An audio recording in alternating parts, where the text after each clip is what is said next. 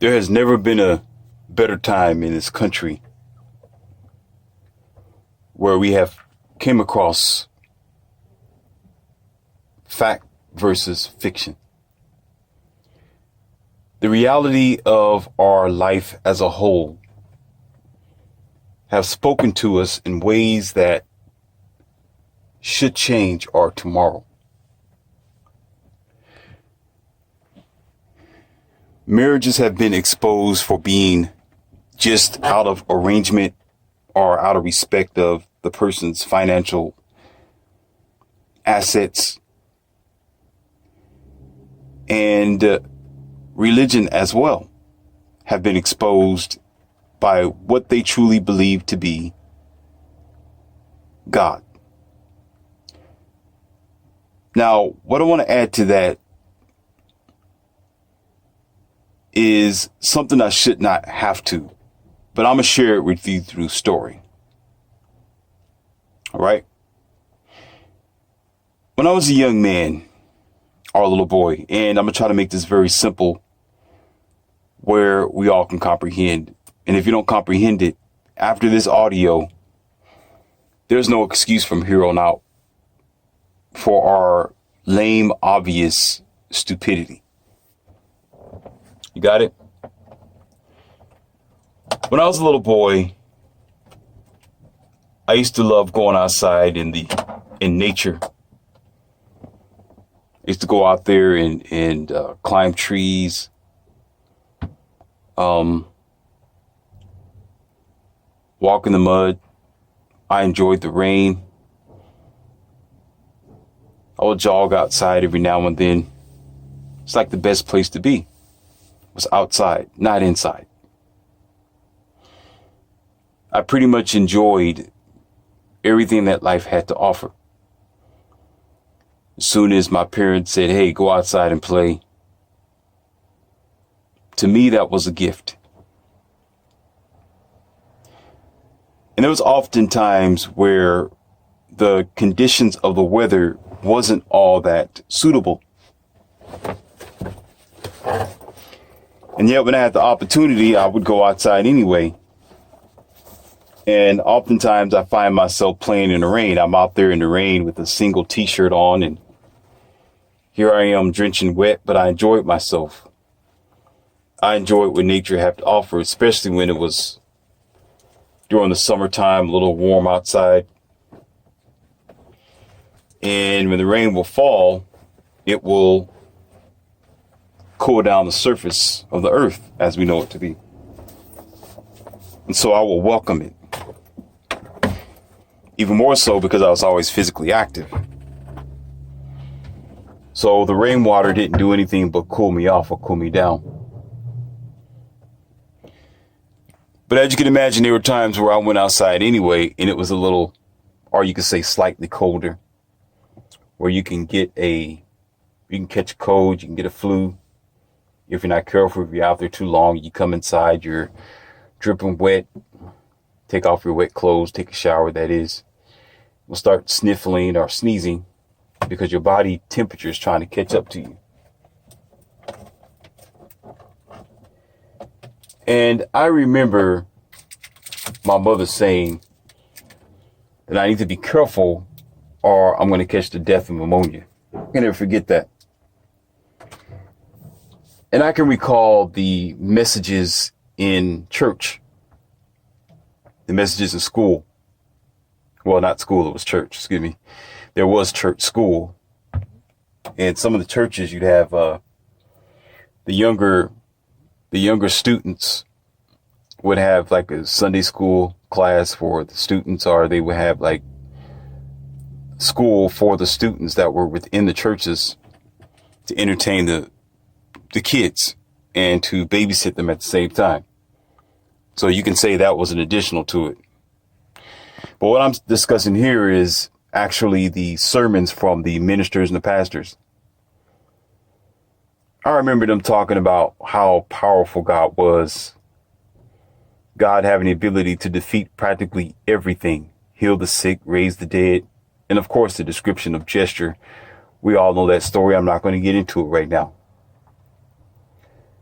So you can imagine, as a child, I believed in this invincible Casper the Friendly Ghost having the ability to protect me from all my ailments.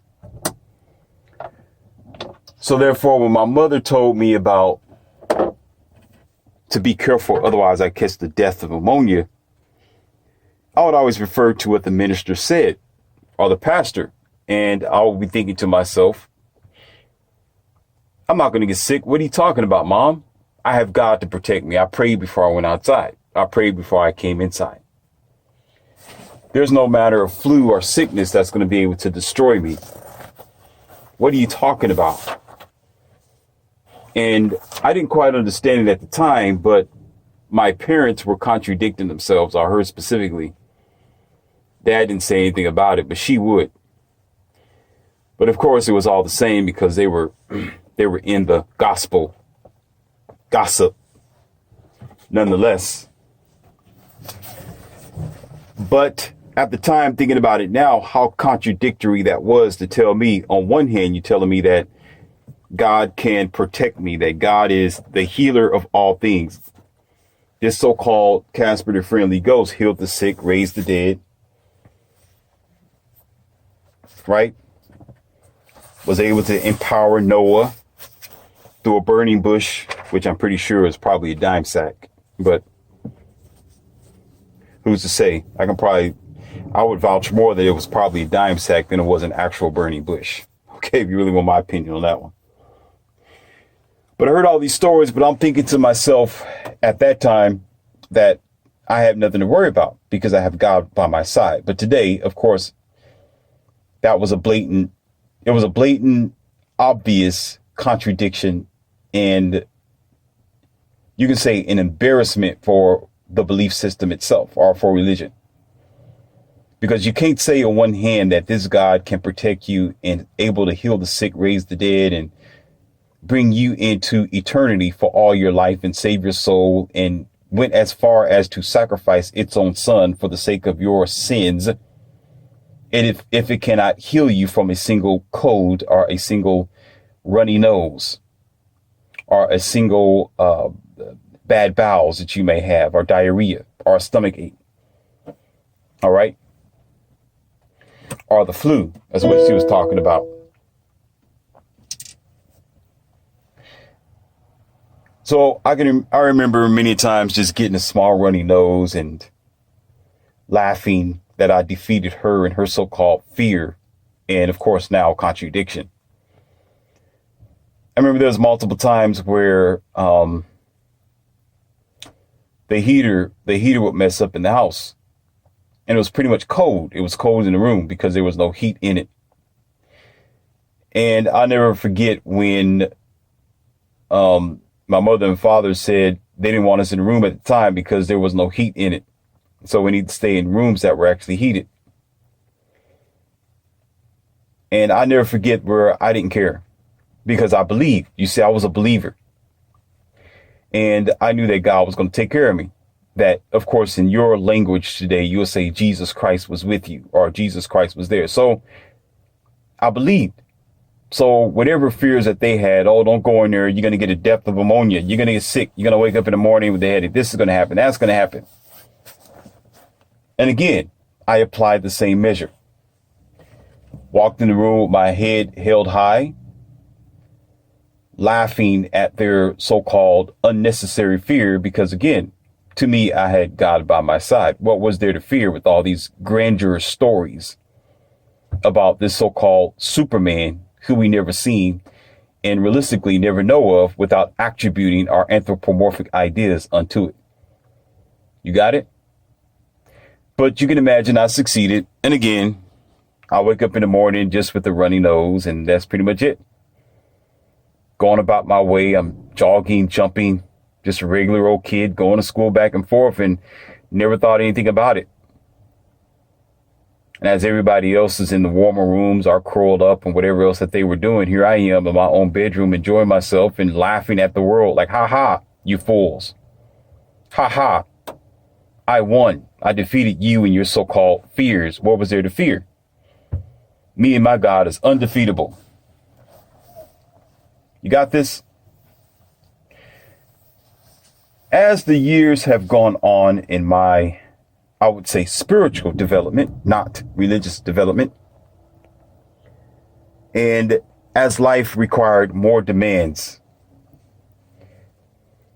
then the increase of reality began to expand as well, or advance, such as your adult requirements, our own adult requirements, where you ask a little bit more from your so-called Casper the Friendly Ghost that's supposed to be walking by your side with the so-called description of the footprint in the sand idea, which is a mythical idea. Okay, and a strange idea. And once again, that must have been a very awesome and mind-blowing dime sack to come up with some crazy story like that. Because you got to think about it. With the footprints in the sand, an expression was the wise person turned around. He opened up his eyes and said, wait a minute. Jesus, you said you was going to, or let me say gesture, because every time I say that name, it makes my stomach hurt. Gesture, you said you was going to walk with me the entire time. I struggled in this life and I've been going through a whole lot of things. And you said you would never leave me. You'll never forsake me.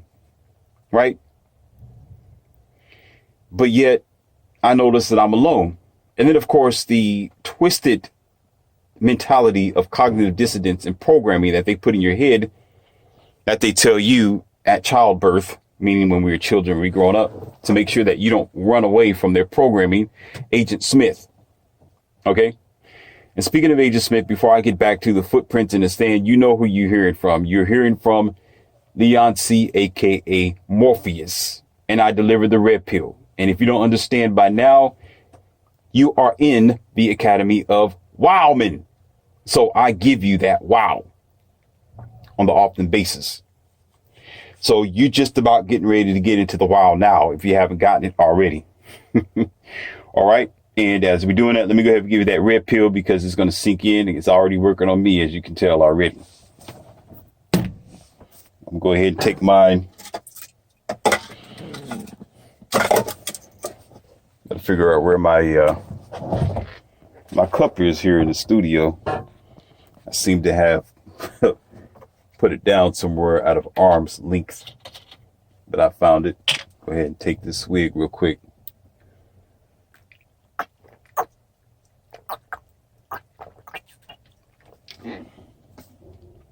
That's some good alkaline water too.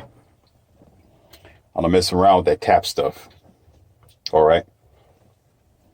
I'm very particular and strict as to what I put in my body. So you can imagine my lifestyle.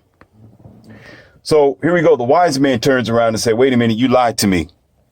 Why am I doing this all by myself? All right. That means he wakes up. That means consciousness start coming into this guy. That means you end up questioning your faith, which you should. Question everything. Question everything. All right. When you are told about these mythical ideas as if you are a child again, it's amazing that the religious stories are for adults, but it's still based on a Disney-like entertainment, surreal experience. It's still based on you being a child. But the stories such as Dumbo for dummies, Pinocchio, and what do you call that? Cinderella, Mickey Mouse, and stories like that, and Frozen, right? That's for children. So there's some people who never grow up. They have to have a story. They have to have a so-called hero because they can't find a hero in themselves, which you would never find for Morpheus. I will never tell you that I have a hero. I may have inspirers or inspirated individuals and characters who have inspired me. I've pretty much shared that with you in my past audios. I would tell you, and often there are people who I appreciate and that they've done a good job and they have inspired the entire society as a whole. But I would never tell you that I have a hero or I'm holding on to the hands to an invincible ghost. I would never tell you that, and I've never told you that I'm looking up to somebody or something in the sky. I've often told you and described to you that I'm the man in the middle. I'm the one sitting in the seat. I'm the one with my hands on my steering wheel of my life, my soul, and my direction. I'm not waiting for a sky daddy. I'm not waiting for some savior to come breaking through the sky to pull me away from humanity's stupidity. The only person that is able to do that is myself. And how we do it is through knowledge. You got it? But when you are able to have that mindset that I just gave you, I just described to you, I do it myself. So there you go. We're doing this together. What happened is you turn around and say, wait a minute, you lied to me. How come you said that? But however, what the church will tell you, what their program is, always know this. Always know this. You have to know this. This is vitally important. Please understand this. If you don't understand anything that I tell you out of your religion, even if you still believe and you have faith and you're like, well, exists, Gesture exists. His name is really Jesus and you shouldn't be, you're blaspheming more. That's fine. That's fine. If you feel like that, if you think like that, that's fine. All right. But the one thing I want you to learn out of this lesson, if anything else, always know that as soon as you start questioning and you pull away from the programming is going to do all that it can to pull you back. It will. It's no different than a slave plantation. Once the master, what happened is after they don't want to bash up your feet too much or your legs because you'll be no good in the cornfield or the cotton field. They don't want to bash you too much and hurt you and whip you too bad because you will not be able to perform properly. So the ideal is to keep you in as healthiest performance as possible so they can sell you and keep you and keep making you, breed your kind through unnecessary bonding with your mates. Okay, but to do that, they got to convince you that it's good to stay in slavery. So what they do is they give you things. If you have a little small, haystack bed, they'll make it bigger. If you're getting only 2 bowls of supper a day or meal or feed, if you want to call it, then they'll give you 3 to make it more applicable for you. And if that wasn't enough, they start giving you drugs as well, or cocaine or crack to make you work harder, to make you function a lot more easier. It's kind of funny. It kind of reminds me of people who smoke cigarettes, and they work pretty well as long as they go outside and they take a puff. I'm not going to get into that, but I talked about that in one of my audios. But that's sort of similar, but we don't want to accept it because that's too hard for a lot of people to take. That's another red pill that'll make you choke, but deal with it. However, so the ideal of it is to appease to you and make you have creature comforts so you will never question the dynamic of your reality. Because if it's bad, you will leave. You understand? If it's good, you'll stay. So what the slave masters would do is make it even better. All right. And in some situations, it's give you a woman as well. Okay, if that's not enough, they give you a woman, they give you a cot, they give you a bigger bed, they give you your own corn in the background, they give you your own animals, as long as you go and you work for them. As long as when you get up in the morning after you're sleeping behind your master's larger mansion house, you go out there and you pick cotton. So what happened is you have special treatment, but you're still a slave like everybody else. You got it? You have more amenities. You have more money. You might have more items. You might have a bigger bed. You might have more heating at night, and you may be allowed probably even to leave every so often off of the plantation. All right. And the other slaves cannot. OK, but as long as you come back, as long as you continue to work for the slave master, that's all the slave master care about. And when you complain some more, the slave master will try to loosen up the noose even further, or I like to call it the leash for Ralph the dog here in the academy. All right.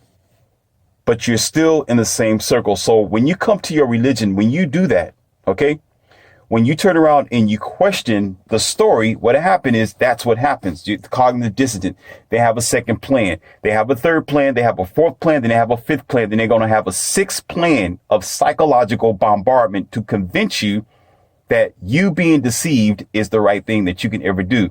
And it goes further than calling you a sinner and saying that you was born in iniquity. All right. You got it. If you understand that, if you start, just do your own practice sometime. Listen to some people and imagine yourself pulling against it and imagine all the things they'll say against it. And you might have one logic, and it's very simple. Your logic will be, you lied to me. Your logic will be, well, I prayed, I didn't receive it. Or your logic will be, well, after a certain amount of years, God was supposed to, or the so-called gesture did this and that.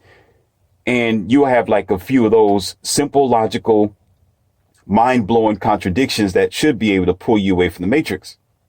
But you will have a whole book of cognitive dissonant programming to pull you back to the plantation or to convince you to stay in the lie. So therefore, what happens is a lot of people remain comfortable in their indoctrination. They remain comfortable in their religion. They remain comfortable in the lie.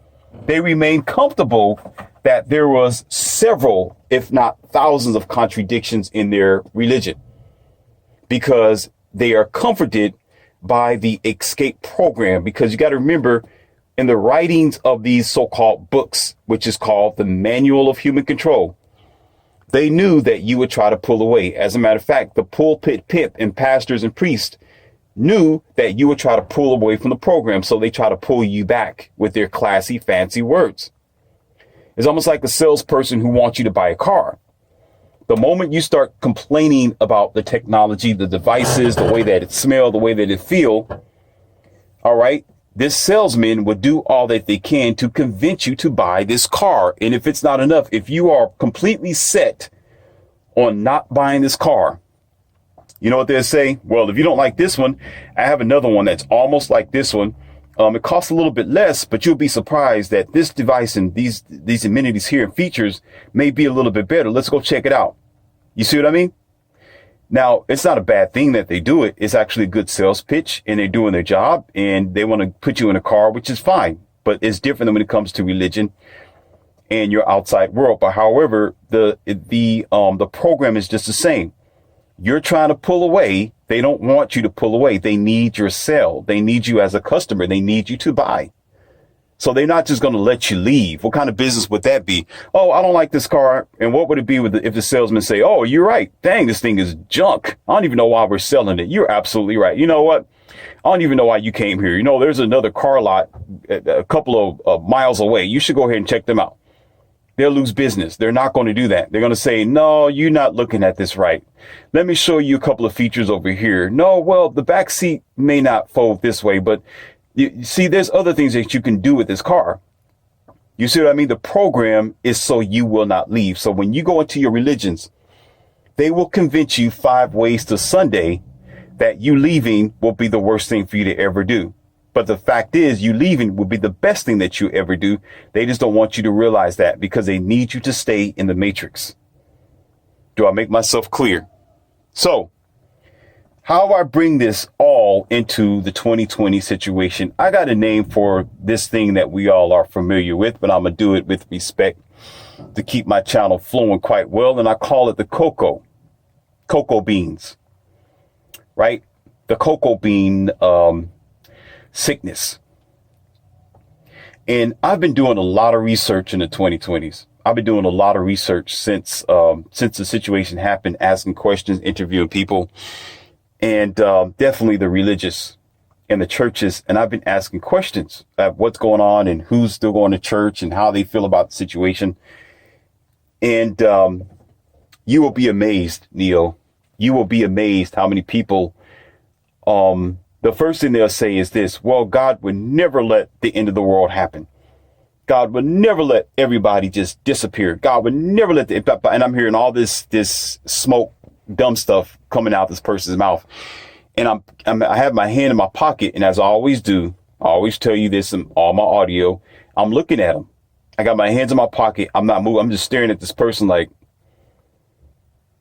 am I really hearing what's coming out of their little bitty mouth and small brain? And of course you would think that it makes sense. This is how I thought when I was a kid. When I was a child, I used to think like that, but I had to debunk the program and realize that Casper the Friendly Ghost didn't exist. I was just a very healthy man. I took care of myself, and science and biology has a lot to do with it. You see, physical reality. Not Casper the Friend, not, Santa Claus and the Tooth Fairy idea. So I asked him, I said, so what's going on with your church? He said, oh, well, the church had to cancel, and they was afraid because there's a lot of elder people here and other people that have conditions, and they just didn't want to hold service. And I returned it back to them. I said, okay, I understand that. And I asked a simple question, a very, very simple question, a respectable one, in fact. I said, okay, so if that's what it is, then are they not allowed to go to church? Are they actually restricted from the government? Are they being kept from going to church? Is there a lockdown to prevent them from going?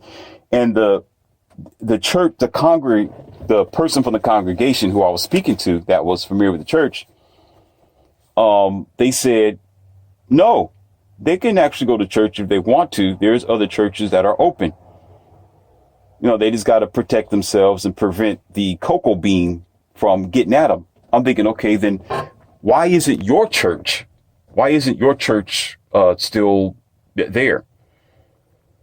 And he said, well, because they're scared and they worried because of their congregation to make them repeat themselves for clarity. So I waited for a second and I just looked at them and I asked one simple question. I said, what is God for?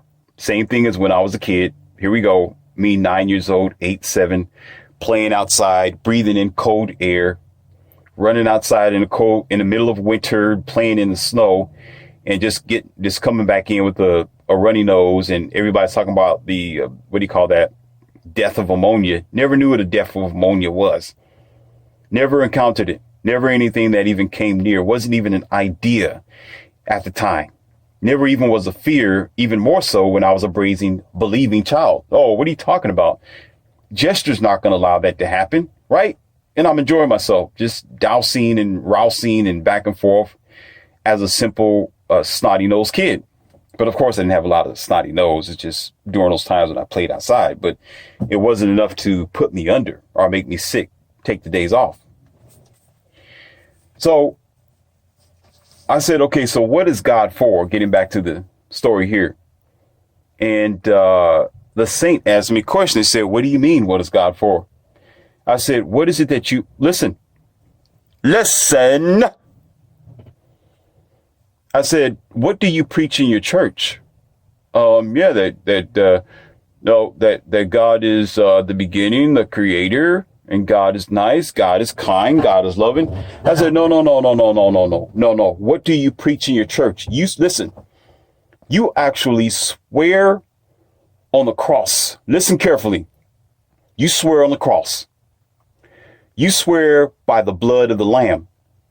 You take communion every single day. Well, you take communion whenever there's communion night. You go out to conventions out of town. You do worship Sunday. You have pretty much church Monday through Friday.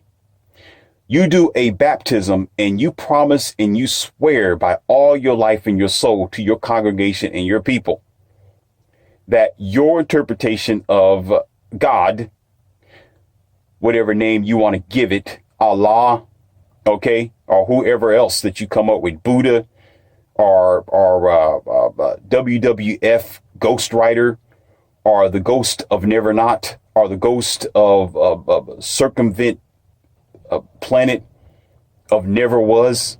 All right, whatever this thing is, okay, our space alien, you swore, you promised, you put generations after generations of traditional families in your churches, underneath your gossip, calling it gospel, to believe, to the point where you even said and believe in your Bible that if you believe, you shall receive the holy gift of Casper the Friendly Ghost.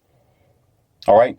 So that means you are absolutely 150% sure that you are going to be taken care of in the face of catastrophe or a critical global scare, or a critical global shutdown, or a critical global pandemic, or a critical global disaster, okay, or destruction. You promise that to yourself and your congregation and to the innocent 3, 4, 5-year-old kids sitting there jumping up and down in the middle of your aisle in your church.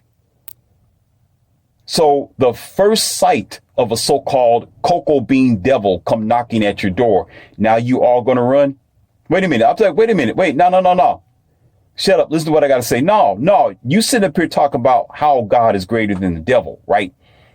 You're talking about this invincible thing, raised the dead, okay, raised the sick, healed the blinded eyes, walked on water for his own sake, its own sake.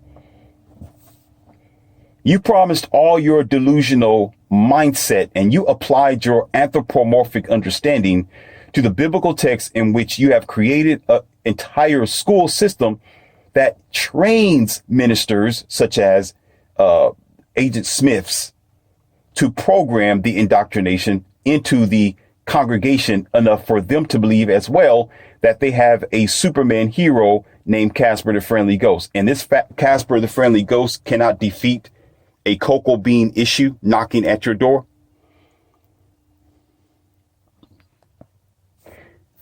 Ladies and gentlemen, a moment of silence, please.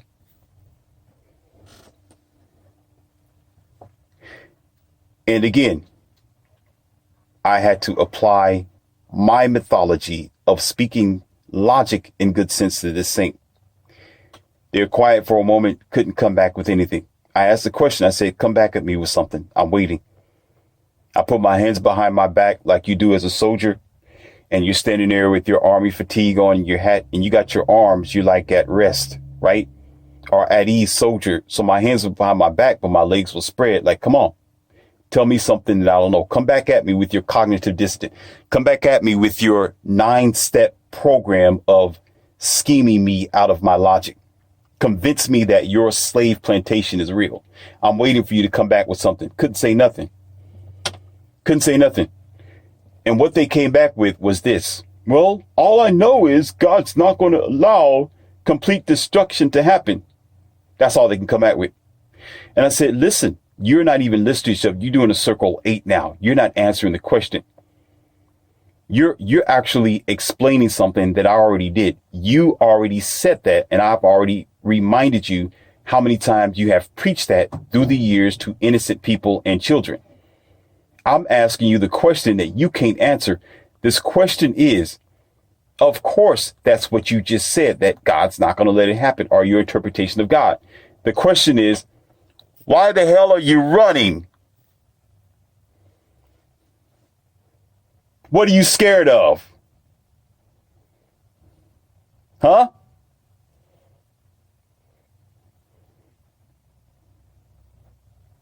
And then, of course, they get quiet again. Moment of silence once again. And the idea that all they could do is submit. All they could do is submit and say this. Well, it's just that the officials don't want to take the risk. Which actually states exactly what I just said. Running from reality. Running from the truth. Running from the fact is they truly don't believe. Absolutely not. You understand? Absolutely not. You can't. You cannot. And as a matter of fact, here's the thing. If it was legal and if it was right, and I understand that we as an individual, and even if you're in your own business, in your own storefront, and even in your own church, you have a certain amount of rights and you can defend yourself in a certain amount of ways. And there's a such thing as called segregation of church and state. There's a separation of church and state. What the church do is what the church do. What the state do is what the state do. I think I heard that somewhere or studied that somewhere, that there is still some type, sort of a gap between the church and state, where it's supposed to be a difference between the church and state. So whatever you believe is what you believe. Whatever your religion is, what your religion is. Got it? So if your religion was separated from the idea of everybody else's fear of a cocoa bean knocking at the door of the real devil, and you are supposed to be a saint or a believer, why are you jumping off the bridge? Or why are you jumping in general? You know how when somebody come into the room and they startle you and you jump and you get shivers down your back or something like that? It's like that. Why are you jumping? Somebody blow up put air in a paper bag and smack it. You know, you smack a paper bag and they just jump. But what are you jumping for? I thought you believe. I thought you have faith. And you know what they'll say? This is the ultimate cognitive dissonance. Stage number 3 is this. Stage number 3 is what they'll say is, well, God's testing our faith. God's testing our rigidity. God's testing us. And again, I had to come back at him once again. You mean to tell me that somebody or something that created you, that know everything about you and your dirty draws, know about your stanky breath when you wake up in the morning and your rotten underarms and you're going to sit here and think that this thing is testing you as if it has to? Don't you understand? A real God is not human. A real God don't need to test you because that real God created you. If it's powerful enough to put the sun in the sky, make air, and create humanity, why would it need to test you when it knows everything about you? Are you a moron, or do you not understand what you're saying? Or are you just talking out of your rear end? Anything but to accept reality. Anything but to accept reality. And I still have to look at it as when I was a child. If I told this person, I said, listen, if that was me, I'd be just like a child, just like when I was a kid. And the mom said, you're going to catch the death of pneumonia. I'd be like, what are you talking about? Jester, the friendly ghost, is with me. Why aren't you doing the same thing? Why are you scared? You know, you sitting there, oh, I don't know. I don't want to take a chance. That because you don't believe. Listen, because you know in your heart, what you are preaching is not true. Survey says you are a lie. Plain and simple. Plain and simple. Because if it was 120% facts, it was 100% solid and true and proven, guess what? You'll be sitting there like the Iron Maiden. You're not moving nowhere. You'll be sitting there with your arms crossed. You'll be sitting down like in the back of the bus. Okay, I forgot what that lady's name was, but still, you'll be sitting on the bus, not Rosa Parks. You won't be moving. You'll be like, I wish you would. Touch me, and we're going to have World War III. Put your hands on me. Put your hands on me, and I'll show you what it's really all about. You should be like that if you're 100% sure, but you're not. The fact that you're like, okay, I'll get off the bus. I'll walk away. Okay. Okay. Okay. Okay. I'll do it. Okay. That means, guess what, America? You are not it. That means your heavenly Father is not the Father. That means you really don't believe. That means it's not true. That means your program is destroyed. That means the cocoa bean knocked at your door to destroy your faith. And it did it simply by what? Somebody talk to me. Somebody, I'm waiting to, what did it do by? Logic. Done for. Finish. Finish. Because these things aren't spiritual. It is mental. And we are seriously mental people. Mental. We're mental because we really don't believe in what we talk about. We really don't stand by what we really think is true. Because why are you scared? Why are you jumping? Why are you jumping? Why was you jumping? That would be my first expression. Why are you jumping off the bridge? Just because the bridge is shaking, you should know that even if it breaks, you're going to be caught, right? You're going to fall right to a soft cushion, correct? Or there's a bungee cord or something like that. Or some magical helicopter is going to come up underneath you and catch you right in his double doors. And there you go, sliding on the inside, something like that, right? I mean, since we have a fairy tale mindset, you know, since we're like, we love our stories as children, you know, we're still in Disneyland.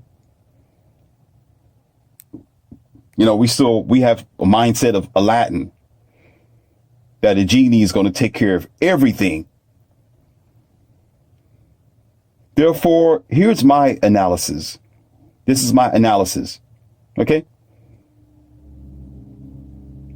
A cocoa bean coming to knock at your door was a blessing and a curse at the same time, but it was a really big blessing. As a matter of fact, that stole the story. It should have told you probably practically everything. And it did that for marriages as well. That was the same as marriages. People had to stay home. They realized the people that they were with, they shouldn't have been with, and they were with for wrong reasons. Survey said they weren't your companion. They were your enemy. The whole time.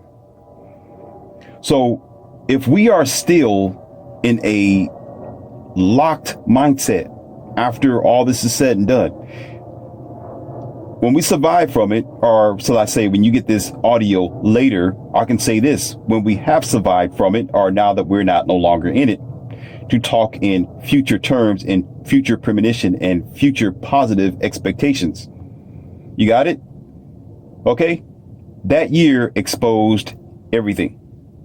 It exposed the fact of your farce, your lie, your stories. Okay. And it also exposed the weakness. It exposed our weaknesses. You got it? So by this time, there's no excuses. There is no excuses. I expect for people to listen and learn from my academy and see what I teach and be like, yep, he was right. He was absolute. Morpheus was 150% correct. And when 2020 came around and the devil Cocoa Bean came knocking at the door, Cocoa Bean slaughtered everybody's false belief and made logic reality. You got it? So therefore, going forward, the only thing you're going to encounter on a general basis is those who are still sucking on a placebo. Those are still hoping for Aladdin to come swooshing into their window and make some type of magical paradise for them that they should have made for themselves. They're still holding on mommy and daddy's hands, hoping for tomorrow. They still aren't thinking for themselves. They're still sitting there saying, well, God's not going to let it happen. Well, it's already been done, sir. It's already been done, sir. Your answers came knocking at your door, sir, and you jumped. You jumped off the bridge. You got scared. You was uncertain. You was unsure, sir. The answer of God already came at you in your door in a way that you least expected and showed the entire world, okay, just how much of a lie you are and that you were living in. Should you not be willing to accept it now? Okay. You are no good to society and you're no good to yourself for lying to yourself. It was never a double-seated or double-edged footprints in the sand. It was only your footprints in the sand. You didn't turn around and question it. You did not turn it. And as a matter of fact, if you did, you still believed him. They said, well, you know what? The whole time God was walking with you. Gesture was walking with you the whole time. Only a smart child, if you tell that to a child or a kid, they'll say, no, he wasn't. I was the one who was walking all by myself. But you as an adult, as a mind-blocked adult, would actually stand there and say, well, I guess they was walking with me because they're inside me. Moron, don't you know it's you? Kids even realize that, but like, no, I was the one walking. The kid is right. You're wrong as an adult. Yeah, God walks with me everywhere that I go. My buddy, my buddy, my buddy and me. Everywhere I go, he goes. My buddy and me. You remember that cartoon? You remember that bear in that commercial? That's what you're like. Because you can't depend on yourself because you're scared of reality. So you got to walk around with your teddy bear thinking that it's going to solve all your problems when it's illogical, nonsensible, non-focused, right? Unfiltered intellectual bamboozlement. And what I mean by non-filtered, you got to go back to my other studies. When I talk like that, you got to go back to my other studies. I talk about intellect or your intellectual mind. What I mean by non-filtered, I talk about how it is able to be filtered out through experience and through your instincts. But your intellect is always programmable by the environment. That's what I mean by that. Okay. So therefore, you don't deliver yourself. But yet you'll still be sitting down, hoping and waiting for a savior. If you're still hoping and waiting for a savior by now, you will not be saved. You will not be saved, and you will be the future problem once again of the society. because you want to sit still like still water and be immobile and hoping and wishing for something out of a Disney book. Grow up and face reality. And the cocoa bean knocking at the door was a beautiful thing. It was a reality check. I'm not saying that it was a beautiful thing for what it has caused. I'm talking about it was simply a reality check. Simply put.